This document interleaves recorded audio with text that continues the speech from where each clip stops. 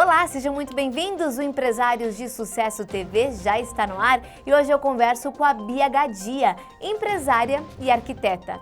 Oi, Bia, seja muito bem-vinda ao Empresários de Sucesso. Oi, Mirelle, é um prazer estar aqui com vocês. Obrigada pelo convite. Eu espero aí contribuir um pouquinho com vocês. Perfeito, o prazer é todo nosso. Bia, para o nosso telespectador te conhecer melhor, né? Quem é Bia Gadia e por que você escolheu a arquitetura?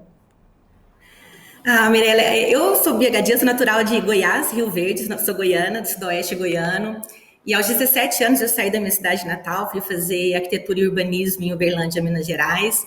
Depois segui aí me especializando e ganhando experiência aí no mercado em Rio de Janeiro. Morei no Rio de Janeiro, morei em Chapecó, Santa Catarina também.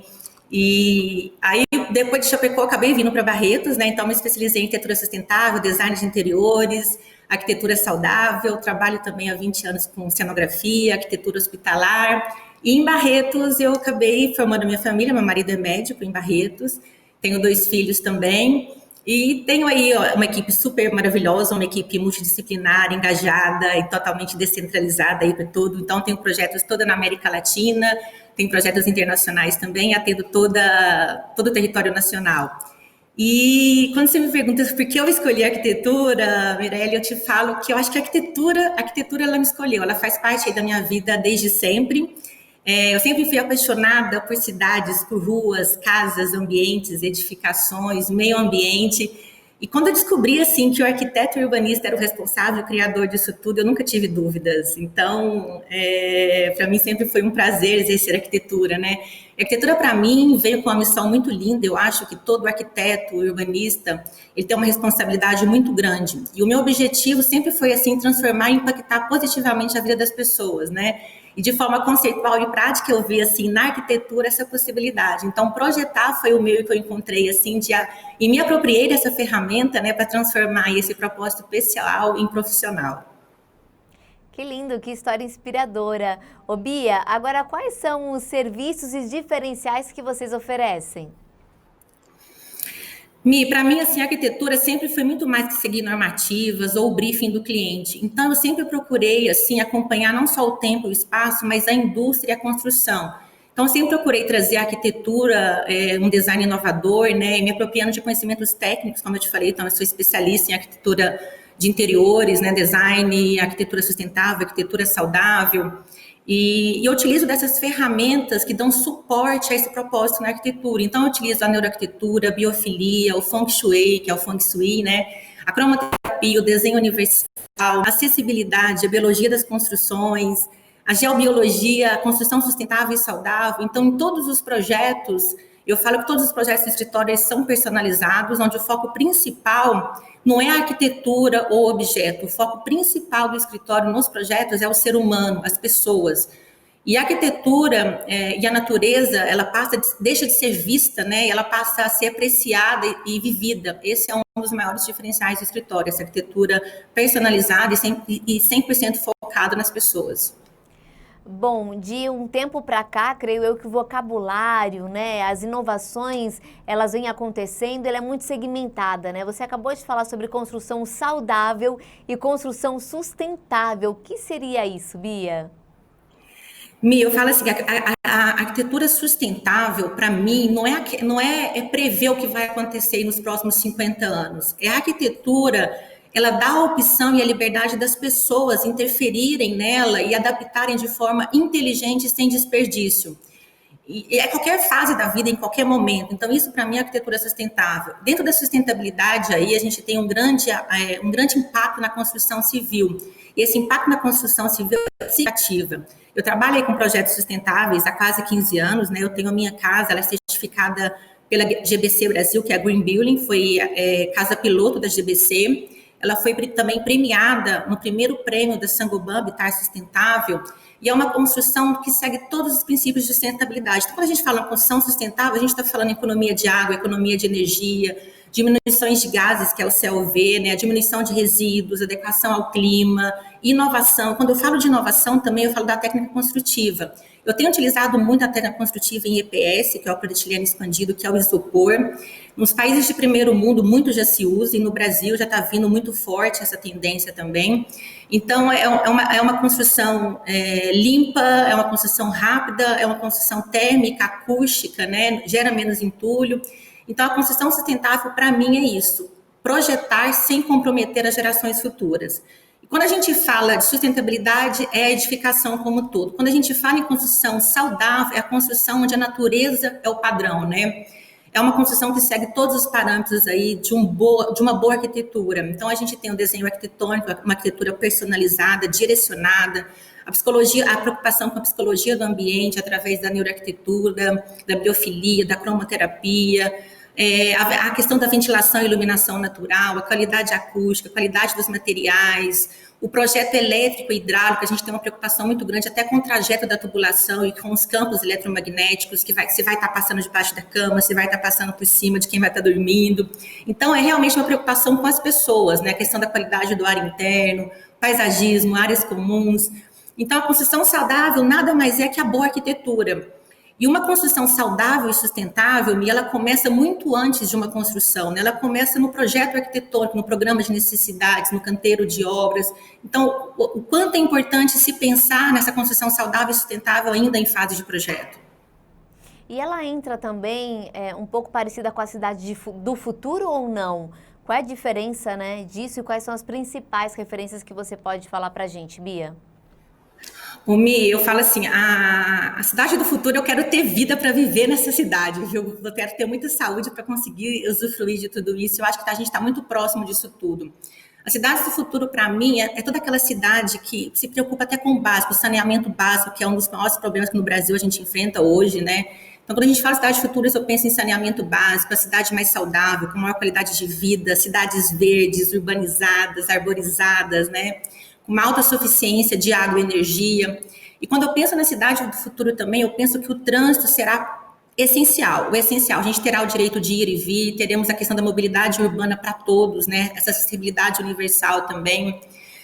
Cidades aí com ambientes e praças, pistas de caminhada, alimentação saudável, horta orgânica, que a gente possa estar produzindo tudo isso no local mesmo, né? Esse compartilhamento dos espaços também, essa questão do co-work, esses ambientes de trabalho híbrido também. Eu acho que a cidade do futuro, ela vai vir, isso veio para ficar, vai ficar. São cidades projetadas para as pessoas, né? Pensa comigo, não é maravilhoso a gente pensar que a gente vai ter uma cidade onde a tecnologia, a inovação, a sustentabilidade, a saúde e o bem-estar vai estar caminhando junto? Isso é maravilhoso. Perfeito! E eu acho que a gente está muito próximo disso tudo. E quando eu falo em referências, a gente já tem algumas referências aí em Estocolmo, por exemplo, na Suécia, a gente já tem um bairro. Eu estou dando essa referência que, para mim, é uma das referências mais próximas do que a gente pode conseguir fazer num curto espaço de tempo. Em Estocolmo, por exemplo, a cidade, 90% dos resíduos já são reciclados, 68% de economia de água, toda a produção de hortas é produzido local e pela comunidade local. E no Brasil, a gente já tem também um bairro Cidade Sustentável, que é a Pedra Branca, em Palhoça, Santa Catarina. Que lá eles aplicam toda a questão da sustentabilidade e a performance no ambiente construído. Então, a sustentabilidade, a saúde e o bem-estar também já está vindo com muito forte tudo isso. Eu acredito que essa política, o nosso governo já está olhando com novos olhos para isso. Nossa, Bia, que incrível, né? Isso realmente poderia acontecer muito em breve aqui no Brasil, mas enfim, não depende só da gente, tem outros fatores que impedem com que isso aconteça tão rapidamente, né? Agora, quais são as influências da arquitetura na saúde, Bia? Mirela, eu falo que a arquitetura, ela reflete diretamente a saúde das pessoas, né? Da população em si. Quando a gente fala em arquitetura, num sistema macro, a gente está falando de organização social, a gente está falando de saneamento básico, mobilidade urbana, poluição, meio ambiente. Quando a gente fala de sistema micro, a gente está falando das edificações. Mirela, se a gente pensar, 90% do nosso tempo hoje são nas edificações. A gente passa a maior parte do nosso tempo nas edificações. E já existem estudos científicos que comprovam que a arquitetura ela proporciona essa boa qualidade de vida, conforto e produtividade para as pessoas. Já tem alguns estudos que falam que quando a gente tem uma arquitetura saudável, Quando a gente projeta com uma arquitetura saudável, por exemplo, para ambientes de escola, as crianças têm nas provas, o resultado é diferente. Quando a gente fala em hospitais, os pacientes deixam o hospital mais cedo. Quando a gente fala em arquitetura saudável em escritórios, o aumento da produtividade é outro. No comércio, o aumento de vendas. Então, o ambiente ele tem uma influência enorme e muito importante nas nossas vidas, que por algumas questões externas ou internas, a gente acaba tendo que conviver em alguns ambientes que não foram projetados e pensados na saúde e bem-estar. Então, eu falo que a arquitetura ela promove tudo isso, mas desde que esse ambiente seja pensado desde a fase de projeto para promover essa saúde e bem-estar para as pessoas. Bia, e o que seria essa arquitetura que cura e de que forma ela atua estrategicamente no setor da saúde? Mirela, eu trabalho aí há quase 20 anos no setor de saúde, projetando hospitais, ambientes de clínicas, consultórios, e eu vou te dar um exemplo que você vai entender bem o quanto a arquitetura contribui para tudo isso. Se a gente pensar na arquitetura da Idade Média nos hospitais, o que eram os hospitais da Idade Média? Eram ambientes insalubres, sem iluminação, sem ventilação, onde os pacientes eram ali afastados da família, da sociedade, eram colocados ali para esperarem a morte. Hoje, quando a gente vê a arquitetura para a saúde, a gente vê uma arquitetura do cuidado, do cuidar, né? É aquela arquitetura que promove qualidade de vida. Então a arquitetura começou a acolher e realmente promover boas experiências aos pacientes, né? É uma arquitetura com mais essência, com mais propósito. Mirela, hoje 41% dos pacientes, isso são dados, tá? 41% dos pacientes escolhem uma instituição de saúde pela boa experiência que ela proporciona. Eu sempre falo para o meu cliente assim que eu não posso vender essa boa experiência para ele, mas eu posso proporcionar essa boa experiência diretamente para ele. Então, hoje os projetos de saúde eu tenho utilizado muito uma ferramenta que é o design de serviço, o design thinking. O que é isso? É co-criar com o setor saúde, com as pessoas envolvidas. Há 15 anos atrás, quando um CEO me chamava para projetar um hospital, era assim: Bia, me projeta um hospital de 30 mil metros quadrados. Não ouça ninguém, é essa a minha demanda, é isso que eu preciso. Isso sempre me gerou uma inquietude muito, muito grande, eu sempre procurei ouvir as pessoas, né? E hoje a gente está vivendo muito isso, ouça a dor das pessoas. Então, dentro do design de serviço, eu tento ouvir o paciente, o colaborador, os médicos envolvidos, desde a enfermagem, a limpeza, a cidade como um todo, o entorno, qual o impacto desse hospital nesse entorno, como eu posso inserir essa comunidade nesse ambiente de saúde, que esse ambiente de saúde deixe de ser um problema para a comunidade local. Então, esse design de serviço traz tudo isso, né? Por isso que eu afirmo e sempre falo, a arquitetura ela tem que estar desde a fase embrionária da escolha do terreno, das necessidades, ouvindo as necessidades do cliente, da comunidade local, dos usuários, porque aí com isso eu consigo fazer realmente, projetar um serviço que faça sentido às pessoas, porque aí eu considero tanto os recursos e as restrições da empresa como as necessidades dos usuários. Então esse é o segredo da boa arquitetura para os ambientes de saúde. E quando eu falo realmente a arquitetura é função estratégica para o negócio de saúde, porque ela pode proporcionar essa boa experiência. E quando ela proporciona essa boa experiência, a gente chega naqueles dados lá dos 41% das pessoas que procuram os ambientes de saúde por conta dessa boa experiência.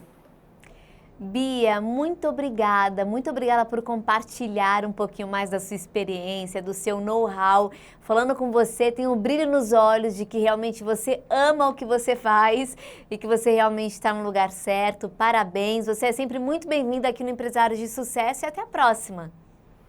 Obrigada, Mirela, é um prazer estar com vocês, estou sempre à disposição. Realmente a arquitetura é minha paixão e poder ter esse propósito aliado ao meu trabalho é muito gratificante mesmo. Obrigada. Muito obrigada. Eu conversei com a Bia Gadia, empresária e arquiteta. O Empresários de Sucesso fica por aqui. Muito obrigada pela sua companhia. A gente se encontra durante a programação. Tchau.